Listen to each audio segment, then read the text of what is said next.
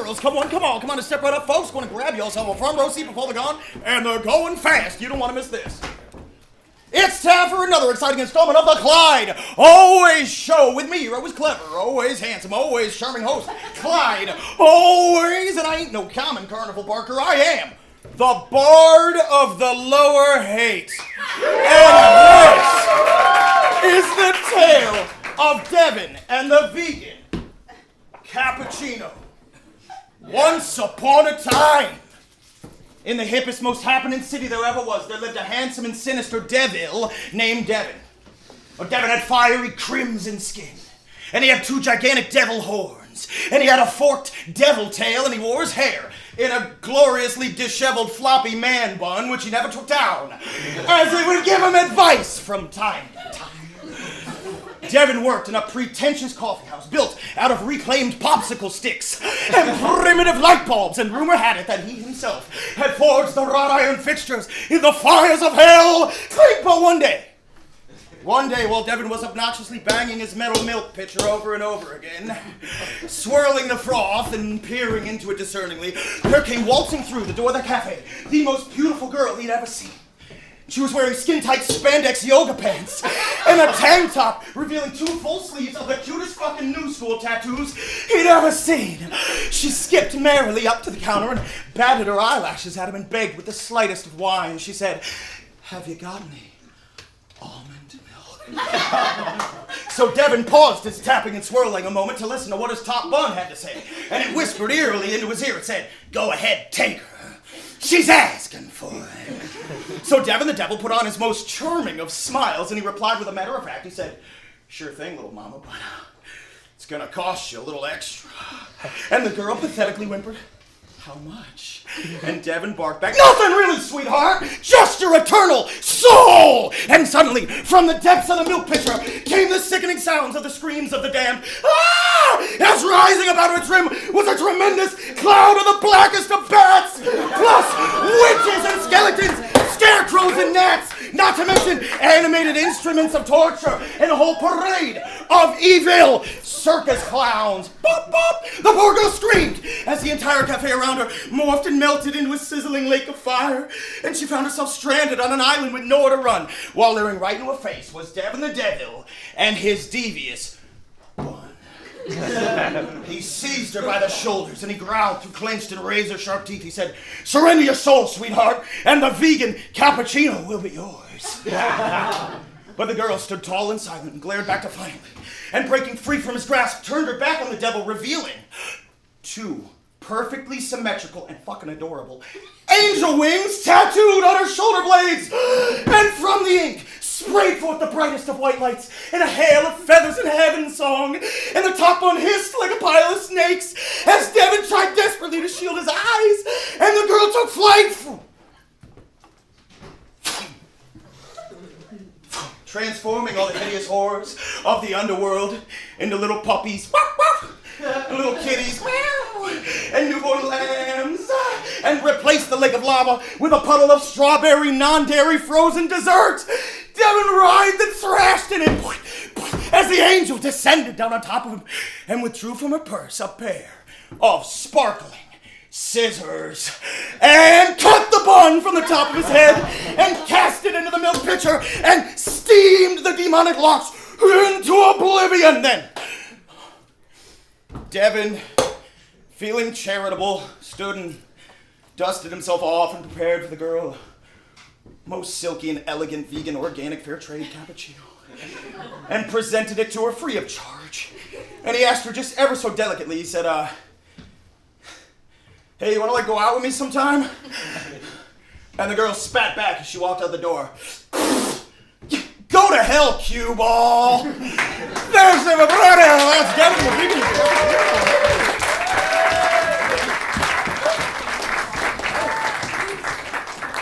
While we're on the topic of stuff that is pretentious and delicious, this is one of the great culinary masterminds of our times. He is Jittery Jeff, the celebrity chef.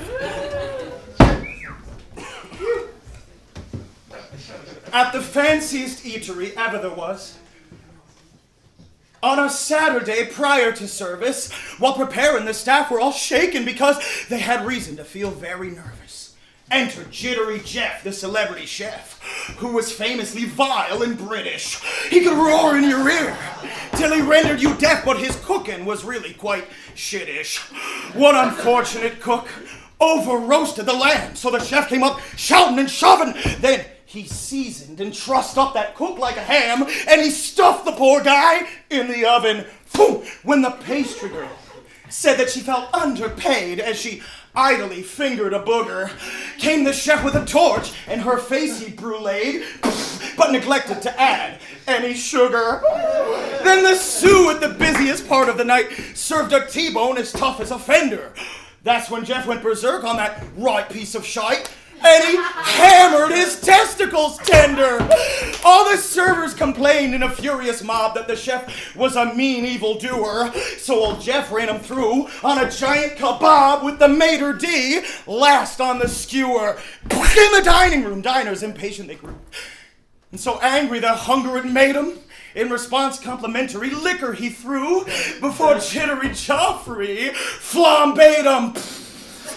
All alone then was Jeff in the barbecue pit, jamming cabbages into the juicer and about to impale his own ass on the spit when there barged in his happy producer. Well, your ratings are up, the producer exclaimed. And I think I'm aware of the reason. All those innocent people you've butchered and maimed. What a triumph. We'll see you next season. Hey,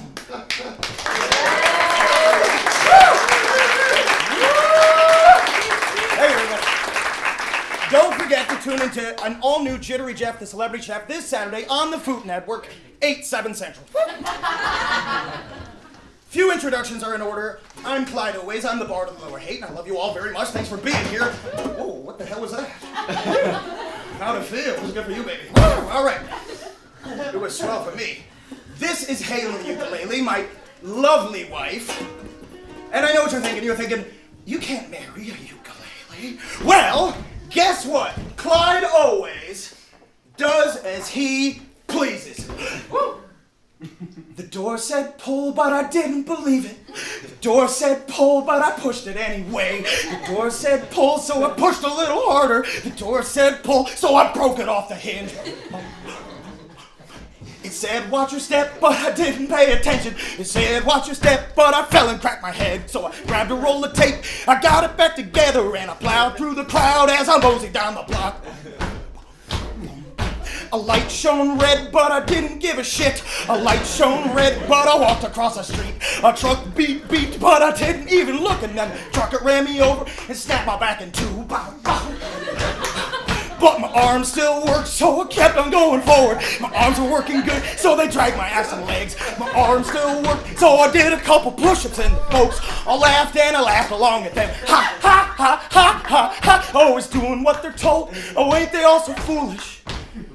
Always towing at the line, but never getting nowhere. Always cheering for the team, then crying when they lose. So I died on the sidewalk of an overdose of pride. Thank you!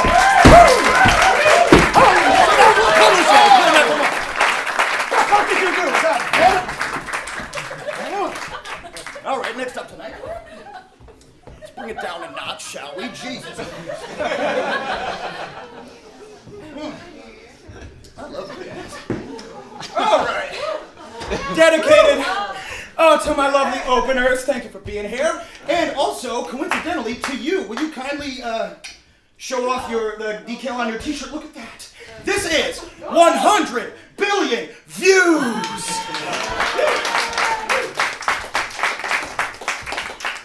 I'll admit to committing some terrible blunders. I'm guilty as guilty can be. Because today was a day filled with wonderful wonders. Upsettingly, I didn't see. Well, I didn't see vegetables chopping up cleavers, nor pussycats splash in the pool. And I heard there were maple trees chewing on beavers, and doggies who ran out of drool. Mr. T, he was knitting a scarf Didn't see it, nor sugar cubes dance in the rain. Plus I missed the giraffe who was driving a Fiat, and clergymen blowing cocaine.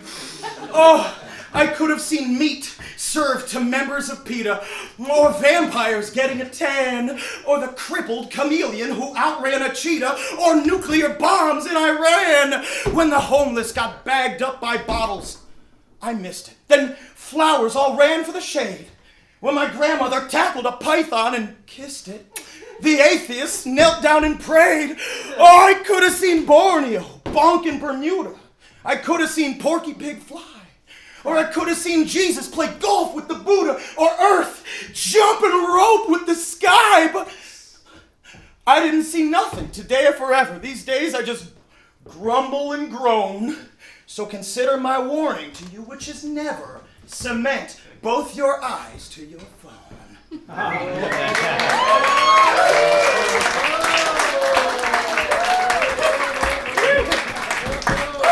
right, next up, What would any trip to the mission be without a healthy hunk of street meat? Therefore, this is, backed by popular demand, the tale of Manny and the hot dog cart. Once upon a time, not too long ago, in the Mission District of San Francisco, there lived a man named Manny. Now, Manny had come all the way from the wilds of the Yucatan to have a go at the American dream. So, one day, Manny, with his own two hands and the scraps that he found for free, built himself a hot dog cart on wheels. And he bought a big tank of propane, and some links, and some bacon and buns, not to mention the onions and mustard and hot sauce and tinfoil too. And that very night, Manny set up on the corner of 16th and Valencia Streets, and the people walked by, and they bought hot dogs. He sold out his whole greasy stock, and he went to bed rich and fat and happy. The next day, Manny returned his cart bursting with supplies, only to find no fewer than 7 other guys set up on the same goddamn corner slinging those bacon-wrapped hot dogs themselves. They'd stolen his brilliant idea. So, Manny set up and he'd sold a few, and he started to eat his losses when a cleaning lady, all laden with brooms and mops and buckets and rags, came up to him, and she spoke to him in Mayan, his native tongue. She said, "I'm a wicked witch.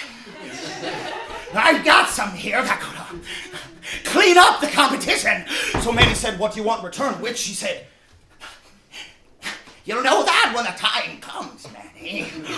And Manny agreed. She then handed him a miniature handheld vacuum cleaner and hobbled away. So Manny stood there a minute, the vacuum in hand. Then he crossed to the other side of the street, and he crept up behind a man with a hot dog stand, and he took aim, and he flipped the switch, and believe it or not, he sucked up the whole operation, man and fire and meat and onions and all. And he did it again, and again and again, and until his was the only stand left. At which point, 3 mariachis walked by, but they weren't singing, they were munching away on pupusas. So Manny marched on down to the pupuseria, and he sucked up all those tasty pockets. At which point, a hipster chick walked by, nibbling some slice of pizza pie like a rat on a cracker. So Manny sucked up the whole pizzeria, and most of the building attached, and the water mains burst, and sparks flew, and people screamed, "Ah!" And the sirens roared to the block, and the police surrounded Manny, clubs aloft, but Manny sucked them up, and he sucked up their cruisers and vans and snarling dogs. Then he sucked up the buildings and wires and poles. He sucked up the sidewalks and sewers and streets. Then he sucked up the whole city. Then he sucked up the whole world. Then he sucked up the planets and cosmos and stars.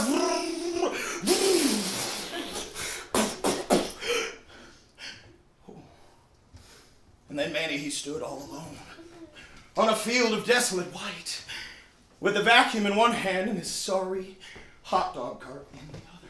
At which point a man appeared to Manny. The man was short and tall. The man was fat and skinny. The man was ugly and handsome. The man was black and white and yellow and red and brown. He was an everyman. And he snatched the vacuum from Manny's hand, and he spoke to Manny in Mayan, which, as you know, is Manny's native tongue. He said, "What the fuck have you done?" Manny lowered his head and replied, "I don't know. The everyman said, I shall have to punish you for this, Manny, and Manny agreed. And the everyman thought for a moment and said, I shall send you back to the place of your birth 1,000 years before you were born, and there you can live out the rest of your days. And just like that, boom, Manny awoke, as if from a dream. Only he was atop a big pyramid with his back on a block and his hands and feet restrained. Below him were writhing masses, thousands of them all screaming for his blood. And above him was a familiar face, grinning a vile grin, none other than that of the cleaning lady, wielding not a little feather duster, just a great big razor-sharp shard of obsidian. Meanwhile, the everyman on the field of white, he pointed the vacuum straight out and powered it into reverse. And out popped the planets and cosmos and stars. And the earth fell just boom, right into place. And the city streets lined up all square in a grid. And the people, they hit the ground walking. And at last, the vacuum had sputtered and coughed. And believe me now, guys, I swear, I would never, ever tell you no humbug, no bullshit. That night, all across the Mission District, it rained on a torrent of pizza pie slices and pupusas and bacon-wrapped hot dogs all smothered in onions. And down the street walked the cleaning lady, with Manny's soul buried deep in her pockets. And she snagged the hot dog right out of the air. And she took a big bite. And she snickered. Damn, Manny, these hot dogs kind of suck.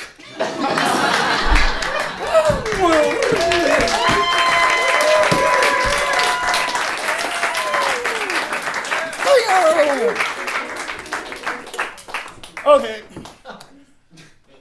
Up next tonight, I've got a true story for you, an autobiographical anecdote all about a love lost. She is the landlady.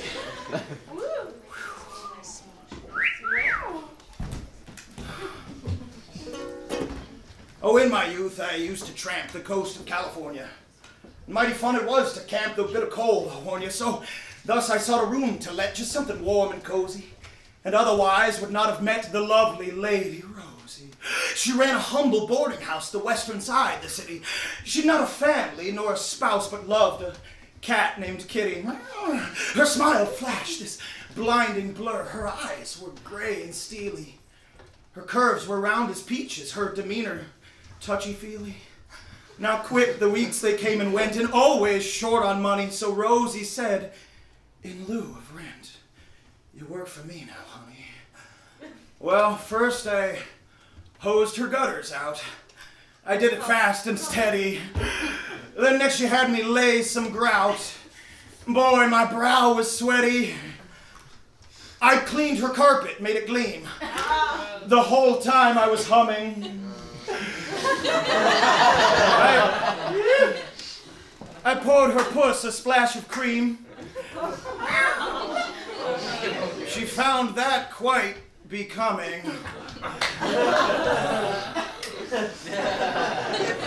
But then she sent me on my way, abruptly so and shocking. I packed my bag in time to say goodbye, started walking. These days my youth, it's gone and dead, and money ain't no issue. Yet still I lay awake in bed and weep into a tissue. And reminisce when to my name I never had a penny, and wonder if she does the same, but tenants had she many.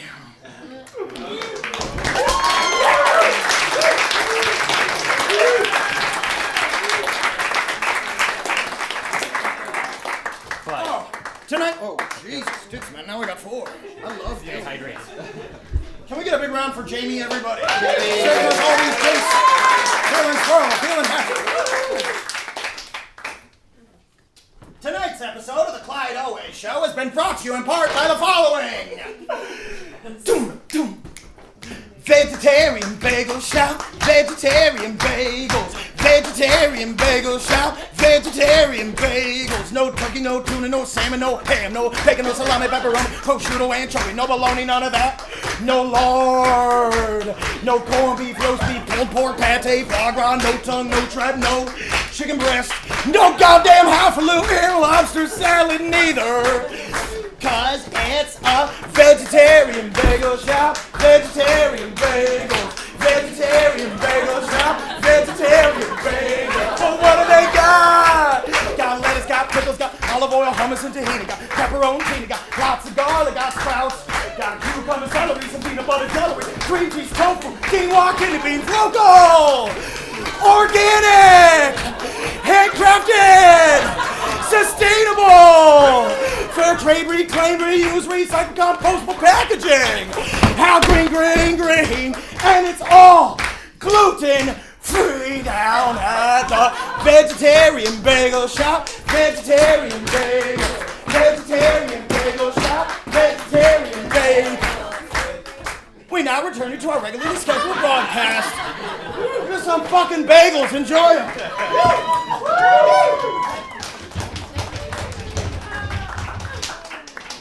Show ain't over yet, don't go anywhere. And, bagel's not actually gluten-free. I hope you're not watching your carb intake because up next we have a little slice of pie. Once upon a time, there was a slice of gourmet mushroom Gruyere pizza that smelled exactly like a vagina. Now it so happens that one night a drunken hipster lesbian happened upon this slice of pie and said, My, whatever is that wonderful smell? And the pizza laid very still and very silent, but was found out by this drunken hipster lesbian and masticated and swallowed by her.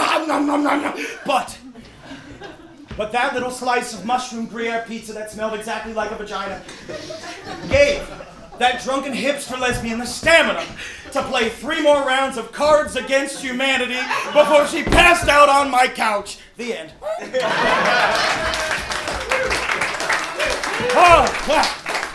So, thank you for that. While I'm on the subject, this next one's going out to a guy we all know and love. He's all over the place. He's in this room. He's all over the city, but he's nowhere to be found. He's a bit of a conundrum. He is the Dirtbag. My jeans are skinny as a stick. My beard's a mile long. My glasses black and plastic thick. My keys sing jangle song. My hair is greasy, slimy strands. My hat was knit with hate. My pockets squeeze my dainty hands. My pinball skills are great. Ding! My flannel shirt, it's buttoned high. My arms, they're pumped with ink. My neon chucks, they look so fly. My scent, my armpits stink. My diet is devoid of meat. My smokes are rolled by hand. My shoulder bag, it's really neat. My days, they're never planned. My fixie bike, it brought me here. My handlebars are bent. My drink of choice is can of beer. My mom, she pays my rent.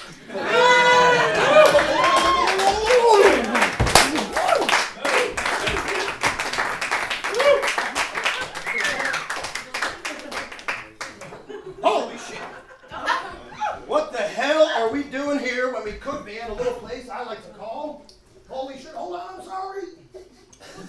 Should have planned that out better. I just gave you a front row seat to my ass. When we could be at a little place I like to call Jesus tits, man. This is all part of the show. I've planned this shit for months. That's what you get on Amazon, by the way. Jesus Christ. When we could be at a little place I like to call Club Noise. Ooncha, ooncha, ooncha. The music is repetitive. Drink. Dancing folks all stepping rinky-dink. I'm out for smokes. Molly's nice tonight. He says the guy guy with all the wristbands, mostly in the dark, save for purples, greens, and blues, eerie, eerie, eerie, flashing on tattoos. The music is repetitive, repetitive, repetitive. It goes, goes, goes, goes, goes, goes, goes. The sweat, the sweat, the sweat, it flows, and drenching all those raucous bros whose armpits stink. The station sniff, our noses numb, numb, numb. And every lovely one of them was chewing gum and feeling dumb, but never mind. The music is repetitive, repetitive, repetitive. The beat is bump, bump, bump. And every girly feeling swirly starts to hump, hump, hump. To tenderize her rump in dresses every sort of short and stinging heels like electric eels. Oh, Molly's really nice tonight. He says the guy with a jar of pickles through each earlobe. The music is repetitive, repetitive, repetitive. It never, never, never, never, never, never stops. The bass just drops and drops and drops as Jim and Jack and Johnny Black, they in the kettle, cook the goose, now on the loose, and every salty patron does admire Sapphire. Soaring higher, higher, higher, higher, higher, higher, higher, hearts a stutter, tongues a flutter, cutting through the floor like butter. The music is repetitive. Repetitive, repetitive. Molly's really, really, really, really, really, really nice tonight, he says. The guy with all the wristbands. You said it, dude. She ain't never rude. Says a guy with a jar of pickles through each earlobe. But I hope you might have seen her. Sexy, sassy, classy chick, she says. Her name is Tina. The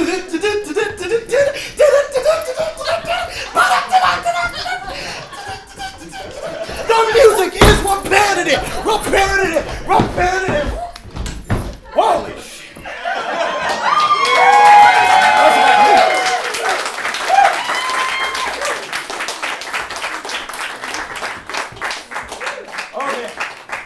So that's about enough of that for one fucking lifetime. Don't forget to visit Club Noise right here in the Soma District, located at the corner of Fuck This and This Sucks. Okay. Woo.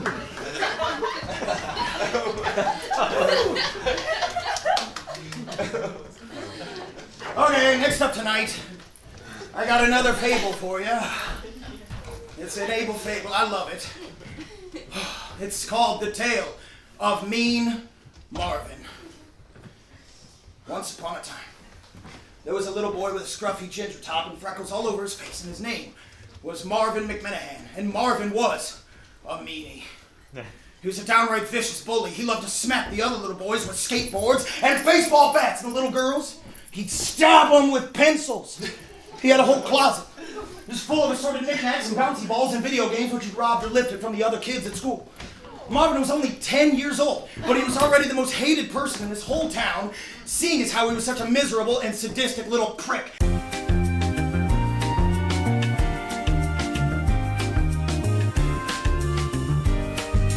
I know what you're thinking. You're thinking, well, maybe this Marvin kid had a bum deal. Maybe he had abusive parents or something, right? Unfortunately, I know this was not the case. See, Marvin's mother was a kind and loving homemaker, and Marvin's other mother was a mild-mannered architect, and even they were horrified of their son, and they'd often curse under their breath. They'd say, honey, it must have been that lousy sperm donor.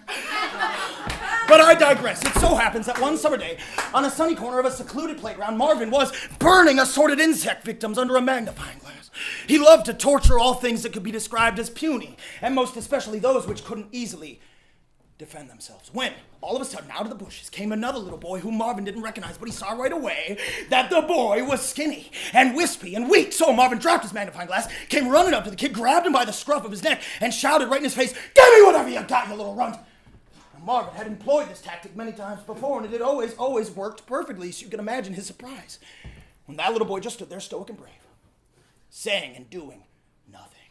Marvin raised his fist and growled, "Didn't you hear me, shithead? You better give me what you got now, or I'm gonna knock all your teeth out and stick them under my pillow!" But still, the little boy stood. The little boy stood with his shoulders square and his chin held high and did not produce any bubble gum or lunch money. Sorry, gals, did I frighten ya? No, okay, it's all a show. Don't worry, I won't kick your ass. Okay, cool. All right, I love you. All right. Where the fuck was I? Jesus, this is a listen. Anyway. Okay. Oh, yes. Don't worry, I know where I am. Okay, anyway. But still, the little boy stood with his shoulders square and his chin held high and did not produce any bubble gum or lunch money. So Marvin roared like a bear, and he stomped his feet, and he cracked his knuckles one by one. And that's when the little boy started to hum. And he hummed the most beautiful song, and it started out low, and it built, and it built, and it rose to the grandest of crescendos. In fact, it was the single most perfect and ingenious musical performance ever delivered here on planet Earth.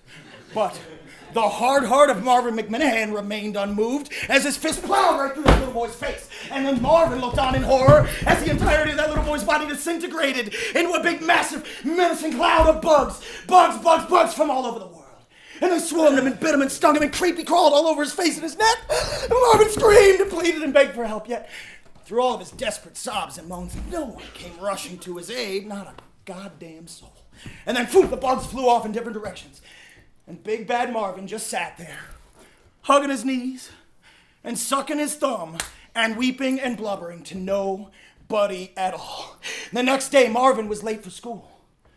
But he arrived just in time for show and tell, and he was dragging behind him 2 gigantic black plastic sacks full of all the toys and goodies he'd stolen over the years, and he returned them all one by one with a somber and sincere apology. And then Marvin took a seat, sat with folded hands, and looked on attentive and polite and pleasant as one of his fellows stepped up to the front of the class for show and tell and said, "Hey guys, check it out. These are my Madagascar hissing cockroaches." And that's how Marvin's underpants went from clean to dirty. The end. Poor Marvin.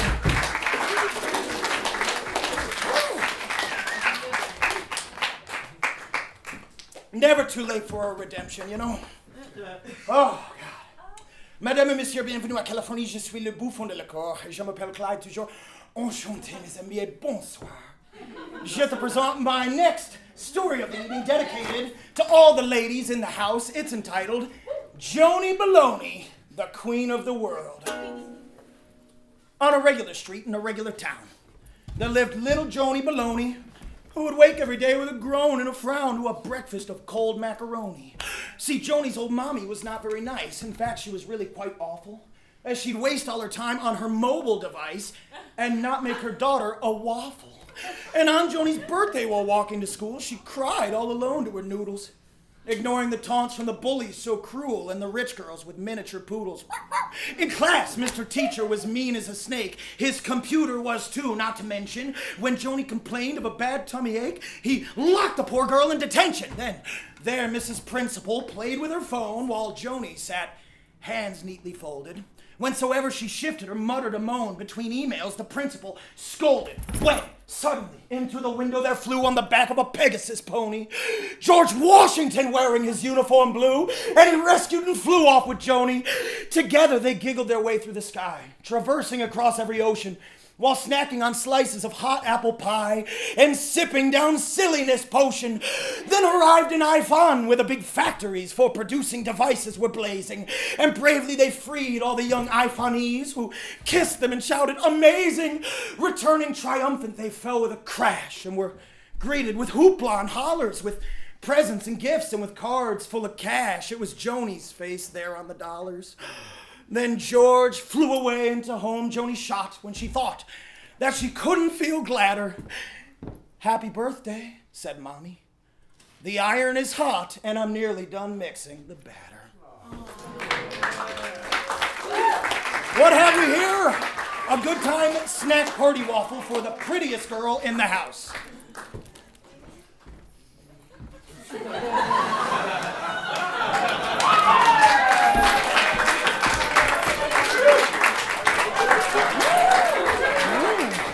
Oh!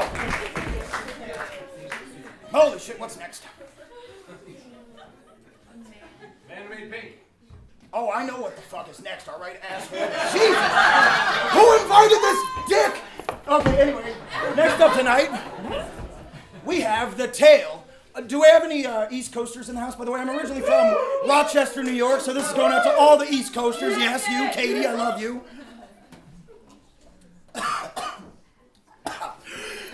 The tale. A part of the show. I knew I should have taken this down. The tale of the man who made pink. Once upon a time, on the island of Manhattan, there lived a man named Thaddeus Thickskull III. Thaddeus Thickskull III had been born to a grand fortune, and it was his father's fortune, his father's father's fortune before him, and so on, etc. The point being that all of his life, Thaddeus had any manner of rich stuff that people like you or I could have only just possibly imagined, like caviar and champagne, yachts, lavish parties, trips around the world, skydiving lessons, etc., etc. You name it, he'd done everything money could buy. But money could not buy Thaddeus Thickskull III happiness. And so it was one autumn morning that Thaddeus was wandering the streets of the city, feeling sorry for himself. Now, it so happens that on this particular autumn morning, Thaddeus happens upon a shop he's never noticed before, and in the window of the shop is a sign, and the sign says, "Make pink." And he says to himself, well, I've done everything in the world there is to do, but I've never made pink before. So Thaddeus walks in the shop, he strolls up the shopkeep, he says, sign me up, I want to make pink. Shopkeep says, oh yeah, you want to make pink? Well, the first thing you're going to need is a big plot of land way out in the countryside. So Thaddeus walks out, he says, no problem, come right up. And that afternoon, Thaddeus is in Brooklyn at his land broker's office. And they settle on this nice big 1,000-acre plot about an hour and a half outside of Scranton, Pennsylvania. The next day, deed in hand, Thaddeus returns to the shop, and he throws a deed down on the counter, and he says, big plot of land way out in the countryside, no problem, now what? So shopkeep says, all right, Tad, now you got to build a lake on that plot of land, but it can't be just any old lake. This lake got to be perfectly circular in shape and exactly a half a mile in diameter. So Thaddeus walks out, he says, no problem, come right up. And that afternoon, Thaddeus he's on the phone, he's making the arrangements. He needs land surveyors, there's geologists, and like crews of men out there with hard hats and steam shovels. They're working around the clock to build this lake on this plot of land. And finally, months later, millions of dollars later, Thaddeus returns to the shop and he says, all right, I got the lake, it's perfectly circular in shape, a half a mile in diameter on the big plot of land way on the countryside, now what? So shopkeep says, all right, now you got to float a boat on that lake, but it can't be just any old boat. This boat got to have a solid silver deck. So Thaddeus walks out, he says, no problem, come right up. And that afternoon, Thaddeus is on the phone again, he's making the arrangements again. Well, this time he needs boat builders and carpenters and mechanics and silversmiths for crying out loud. And they're out there working around the clock to build this boat on this lake, on this plot of land. And finally, months later, millions and millions of dollars later, Thaddeus returns to the shop with a crazy look in his eye. He says, all right, I got the boat with a solid silver deck sitting pretty on the lake. It's perfectly circular in shape, a half a mile in diameter on the big plot of land way on the countryside. Now what? And shopkeep says, all right, Tad, just cool your jets, because now it's real simple. Now all you need is a pistol and some bullets. So Thaddeus walks a couple of blocks down to the pawn shop, and he gets himself a nice antique revolver and a box of bullets to go with it, and he returns to the shop, and he says, are we ready to make pink? And shopkeep says, yeah, we're ready, let's go. So they get into Thaddeus' deluxe stretch limousine. And the driver drives them out of the city, through New Jersey, into Pennsylvania, past Scranton, about an hour and a half. And they arrive at the plot of land, and they get onto the boat, and they power it out into the middle of the lake. Shopkeep tests the wind. Not a breath. And he loads into the chamber of the pistol a single bullet. And he hands it to Thaddeus. He says, all right, Tad, here's what I want you to do, man, old man. You stand there stock still. Close your eyes. Raise that gun straight in the air, pull back the hammer, and wait for my signal. And slowly, Thaddeus does. So if the shopkeep says he's biding his time, he's waiting for just the right moment to make big. And when that moment occurs, he shouts, fire! And Thaddeus squeezes the trigger, bang, and the bullet flies up and up and up and until it can go up no further. And it begins to fall back down. It falls down and down and straight back down. And it hits the solid silver deck right at Thaddeus' feet and it makes this resounding pink.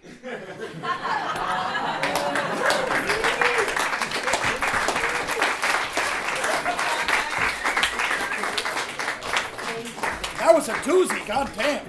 Did that exhaust you guys too? Are you guys on board? Because the show ain't over. Yeah, we got some. Holy shit.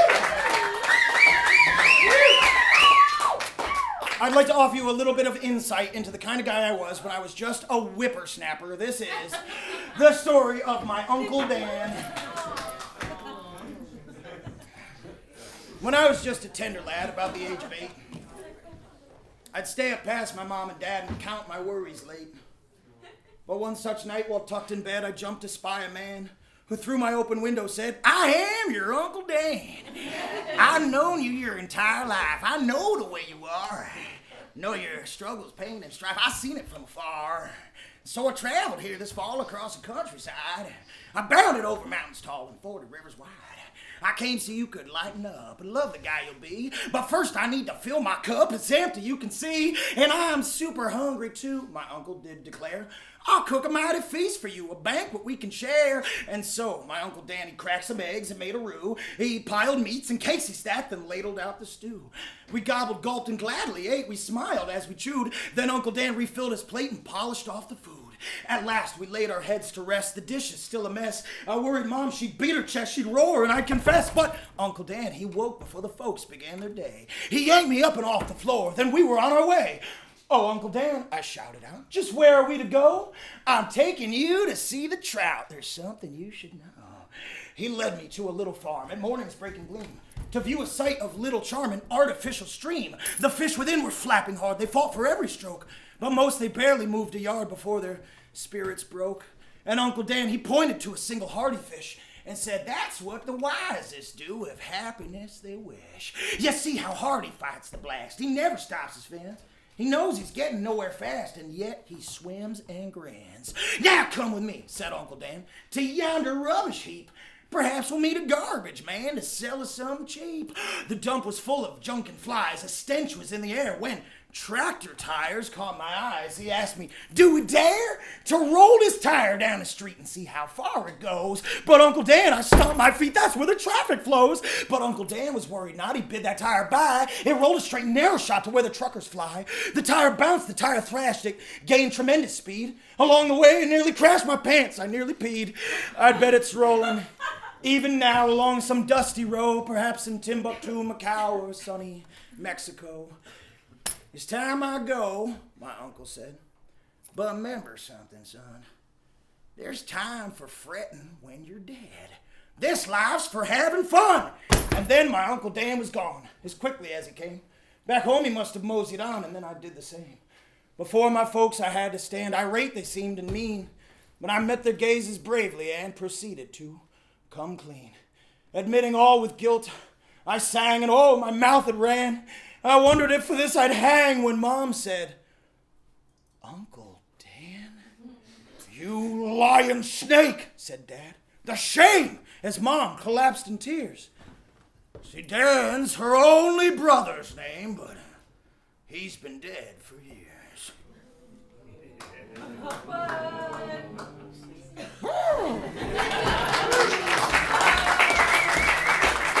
Mora, the Clyde show, right after this word from our sponsors. She's got a rubber mat and some spandex pants. She's puffing on a hand-rolled stogie. She's got a Buddhist tattoo, so there's a chance that she could be a bona fide yogi. Visit your local yoga studio today for affordable rates on the path to enlightenment. We now return you to our regularly scheduled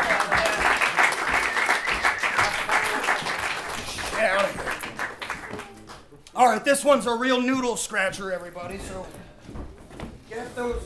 Sorry. That was all part of the show, by the way. What's going on? Get those craniums cranking. This is a real puzzle.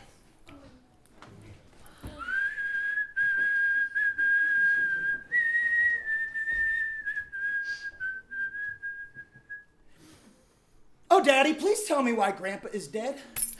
Tell me why the embalmer has filled him. Could it be that a coconut fell on his head? Oh, Daddy, please tell me what killed him. Now, son, you can see his old noggin is fine. Your Gramps never went to the tropics. Look, it won't bring him back if we whimper and whine, so let's tackle some happier topics. Oh, Daddy, please tell me why Grandpa has croaked. Why is Grandpa all purple and bloated? I think maybe on crackers and cheese whiz he choked, and then all of his innards exploded. Now, son, you know well that your gassy old Gramps couldn't tolerate lactose or gluten. Would you kindly shut up before you give yourself cramps and cut out all your hollers and hooting? Oh, Daddy, please tell me why Grandpa's as stiff as a board and he never will soften. Was it poison or lightning or fall off a cliff? Tell me, how did he get in that coffin? All right, then I'll tell you, you dastardly turd. All your questions are driving me cuckoo. Look, what did your gramps in was a shock he endured when he finally solved that Sudoku.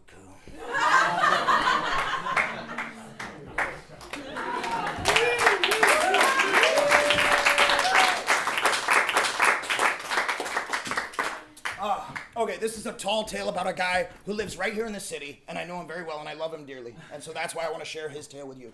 This is the tale of Drayton and the catalog. Once upon a time, at the most beautiful strip mall in San Leandro, California, there worked a man named Drayton Drippyburger, and he was a tuxedo salesman. Well, Drayton lived in a studio apartment near the airport with a cat named Sandy. One day, a package from corporate headquarters arrived at the boutique, and Drayton eagerly opened it up, only to find a whole catalog bursting with pictures of handsome studs in luxurious suits and ties. And he fell fast in love with each and every last one of them.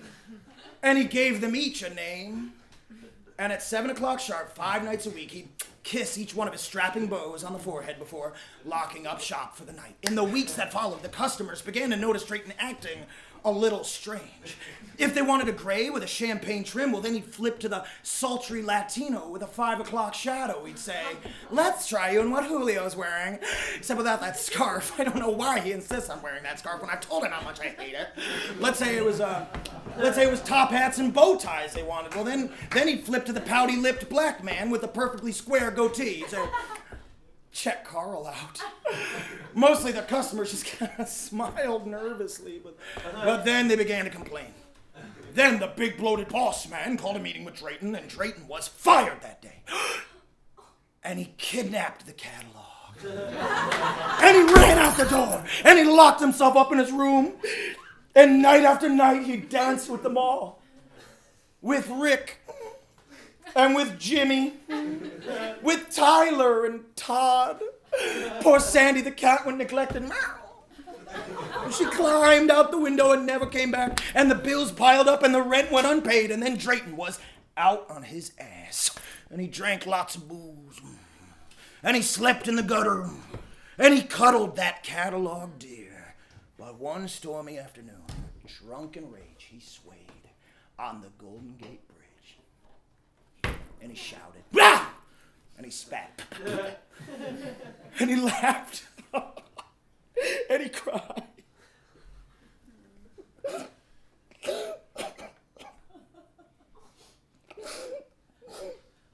And then with a great sweep of his arm, didst he let those boys fly, and they all flutter on down to the sea.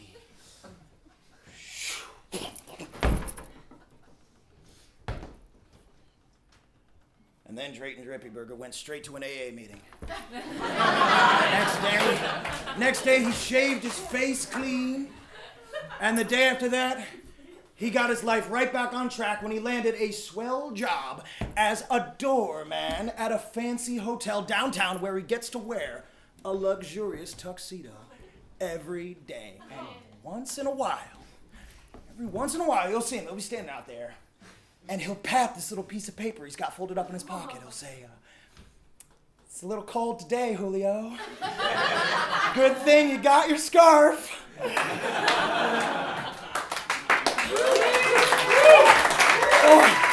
Anyway, good guy, Drayton.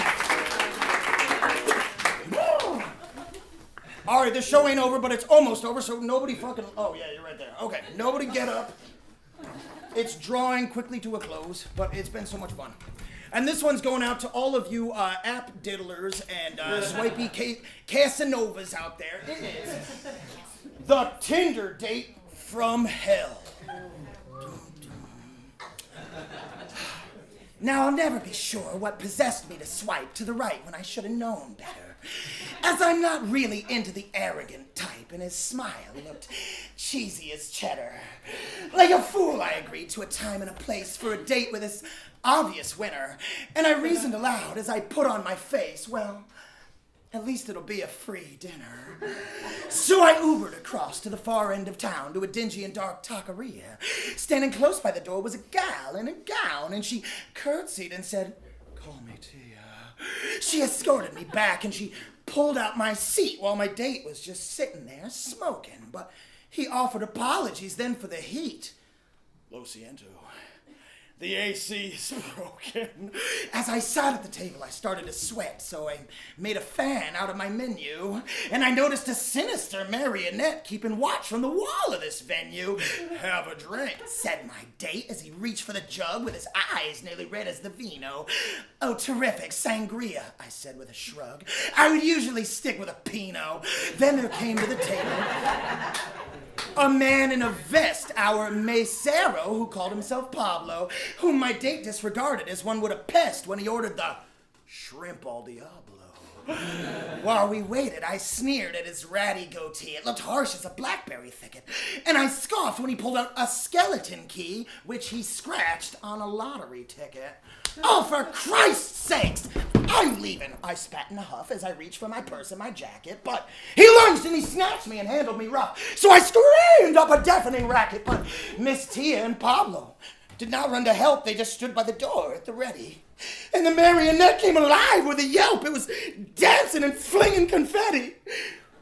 "Please, don't go," begged my date with a hideous hiss as his skin turned from scaly to thorny. He was flicking his tongue as he went for a kiss. See, my date, he was actually horny. Thanks, everybody. That's a Tinder Date. Haven't we all had one of those? Oh, boy. So next up tonight, I've got a little Broadway number going out to all the millennials in the crowd. It's entitled, Like Literally Annoying.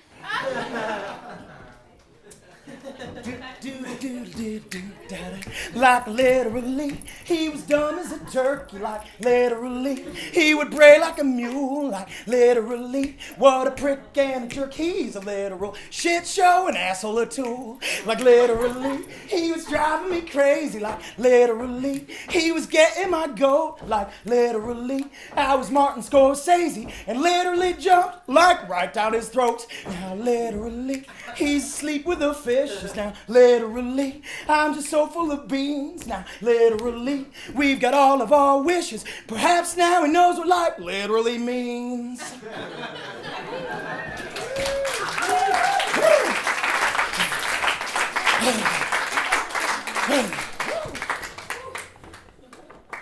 Okay, we've reached our penultimate bit of the night, and I've saved one of the best for last. Sorry, I'm almost out of water. Okay, there we go. Another autobiographical anecdote, if you can stomach it, but I swear it's a good one. It's going out to all the little guys in the audience, the little boys. This one's for us, you guys. It is the yo-yo yarn. I was walking along and I happened to see that a box had been laid on the ground. And with wonders, the box was as packed as could be, so my fingers, they rooted around. What they pulled from the box was a trinket forgotten. I thought that it couldn't be true, that a fellow could leave such a beauty to rot as a yo-yo, a shimmering blue. So I picked it on up and I strolled up the block and I fingered the loop on the string. And I slipped it off with the dog on a walk and I caught it and gave it a fling.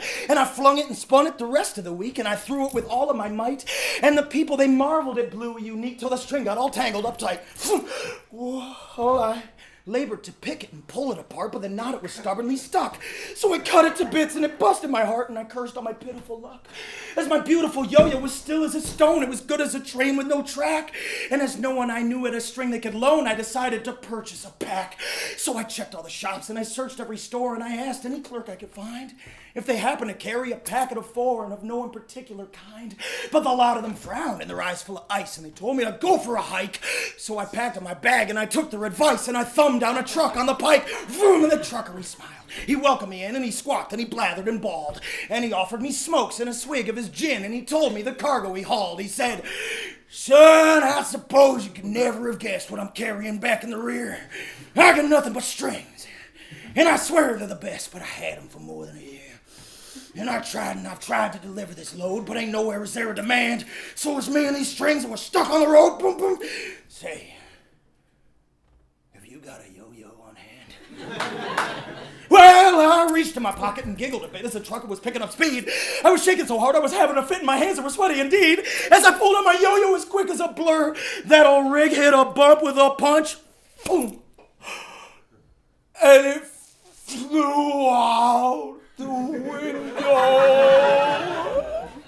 And you can be sure that I heard a most deafening crunch. Thanks, everybody. Yo-yo. I miss this yo-yo, baby. She was great. Bluey, that one's for you. All right. I've got one story left for you, but some thank yous are in order. So thank you, Mr. Phil. Thank you, everybody here at the Lost Church. You guys are fucking wonderful. And we should all come back to the Lost Church more often because this is better than Netflix, right? Can you dig it? Yes. Also, keep on going for Jamie making the drinks. Keep it going.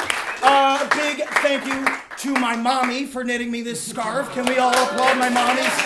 It was crochet. I don't know what the fuck it was. Thank you, Mom. I want to thank my mentor, Stephen Coppell, and my other mentor, Mr. Marvin Heemstra. Thank you for being here. And I want to thank the creator of duct tape. Thank you, duct tape. God damn, I would be nowhere without you. And mostly, okay, that's just about enough of that. But I gotta thank all of you. And by you, I mean all of us here in the Paris of the West, because we are the free thinkers and the musicians, the philosophers, the athletes, the Google engineers, or whatever the fuck, the makers of apps and the painters of paintings and the drawers of comic strips. We are channeling the universal genius, which is all around us, and we just can't fucking help it, can we? God damn no! We cannot help it! And so, this one is dedicated to all of us. It is the origin of the gods. Once upon a time, in a wicked goddamn city just like this one, there lived a disgusting bum named Jimbo. Jimbo had tangled, dirty blonde hair, and his face was swollen up and purple, seeing as how he drank 1.5 gallons of rot gut moonshine a day, which he purchased in Chinatown for $0.25 a pint. Dink! Jimbo was very articulate, but he was also very horny. He'd regale any woman he saw with the finest poetics he could muster, but always to no avail, seeing as how he smelled like the city dump. But one day, while he was shooting up in the bathroom of a corporate coffee house downtown, a goat man appeared to him in the bathroom mirror, and the goat man said, "So says the fawn behind the glass. If sex you seek to gain, go grab a rag and wash your ass, and comb that gnarled mane. When next you meet a foxy lass, she'll know you as James Vane." Then poof, the goat man disappeared. And James did as he said and walked out of that bathroom door, a disgusting bum, no longer and never again. From that point ever after, he knew in his heart that he was in fact the most handsome poet who had ever lived. He spent the rest of that afternoon spouting verse to the rooftops until he came upon a dimly lit and deserted bar where the bartender was fast asleep and snoring loudly. So James walked right in and he helped himself to a drink, and he noticed against the far wall of the poor room a cabinet secured heavily with locks and chains, and from within the cabinet came the sound of a gentle knocking. Sounded to James Vane like a plea for help, so cleverly he picked the locks with one hand while he snapped casually on cocktail olives with the other, then fell to his knees as the most beautiful woman he'd ever seen stepped out of the cabinet, looked down into his eyes, beaming sun spray out of the back of her head, which James noticed was beautifully adorned with none other than the pelt and the ears of a fox. She yanked his hair viciously, but spoke softly as a butterfly as she said, "I've been waiting for you, darling." And the words flowed freely from its poet's heart as he replied, "I want to fuck you." To which the goddess giggled and summoned her magic and snapped her fingers twice, dissolving a flimsy floral print dress and revealing a tuft of solid gold pubic hairs in a couple of daisies where her nipples ought to have been. Then, right there on the pool table for 5 solid hours, they engaged in every insidious sex act ever invented and created a few new ones of their own as well. And they recorded all of it in a tiny leather-bound journal and fell fast asleep in each other's arms. They were awakened a couple hours later by a man with a clipboard who shook them hard saying, "Get your asses up!" They looked around to find the bar packed shoulder to shoulder with beards and beanies and skinny jeans and neck tattoos. The man indicated a stage at the front of the room that was spotlit and set, and he shouted frantically, "Let's go! You only get 5 minutes for your set. Come on, come on, come on, come on." So they, in a sort of a daze, walked ass naked to the microphone, hand in hand, and stared out into the eager eyes of the audience seated before them, and knowing not what else to do, raised the leather-bound journal between them and cracked it open, and bang, the goat man burst through the swinging doors, bringing hurricane winds behind him, and he pressed a silver fiddle to his beard, and he sought to blast a fanfare, shattering every piece of glass in the bar, and then some So James Vane and the Foxy Lass began to read, as the Fawn's harmonies wrapped them in a blanket of bliss, and they all three of them rose from the stage and smashed through the ceiling of the bar and continued to rise ever upward. The crowd sat dumb, fucking founded, in a moonlit puddle of their own tears, as the MC called up in utter bewilderment, "Wait! Who are you guys?" And James Vane, almost to the brink of the heavens, did he reply in an echoing, sonic boom, "Fuck you! We are the gods!" Thank you, everybody. Tune in next time for another episode.